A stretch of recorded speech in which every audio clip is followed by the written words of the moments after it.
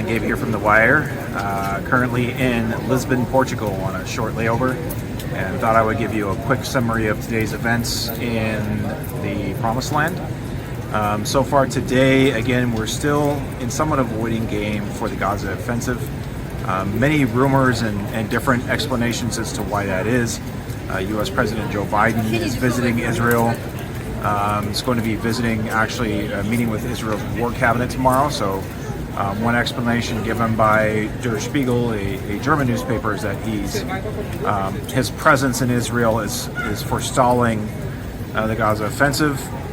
Another explanation for that is because of the fact that the Israeli government is mulling over whether or not it wants to go to war in Gaza with things so tense along the northern border with Hezbollah and the threat that Hezbollah poses. Israel has already stated that it's willing and ready to go to war with Hezbollah. It has its forces staged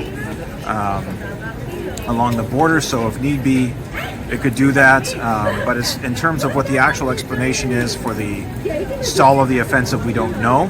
It could have something to do with Biden's visit.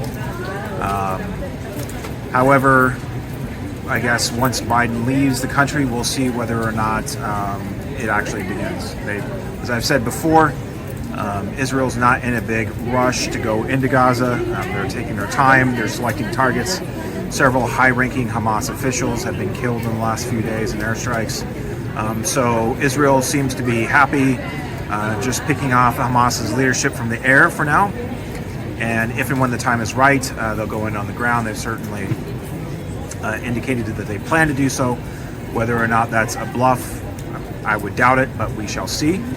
And then, of course, things continue to ratchet up along the northern border as well. There was a couple of anti-tank missile strikes again along the border today. Israel responded with airstrikes that killed, according to Hezbollah, killed 4 people. So things continue to ratchet up slightly day by day along the northern front.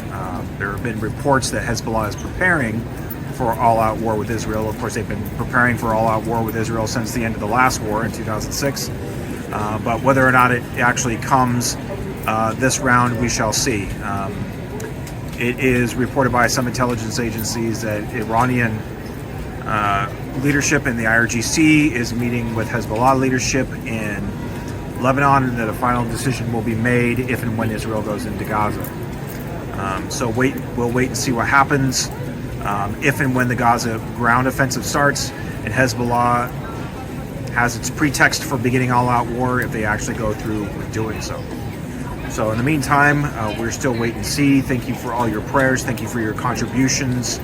Again, if you have been considering and praying about giving to FAI's bomb shelter campaign and the other forms of Israeli relief that we're doing right now, now is the time to do it. It's a perfect time to do it. You can go to fai.online/donate, and there's a red button right at the top of the page to give to Israeli initiatives.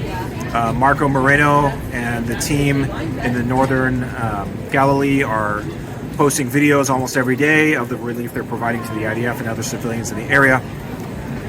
It's much needed right now as troops had to rush to deploy. They need food, they need supplies, and FAI is doing what we can to meet those needs right now. So thank you again for your prayers, and we'll see you soon. God bless you. Maranatha.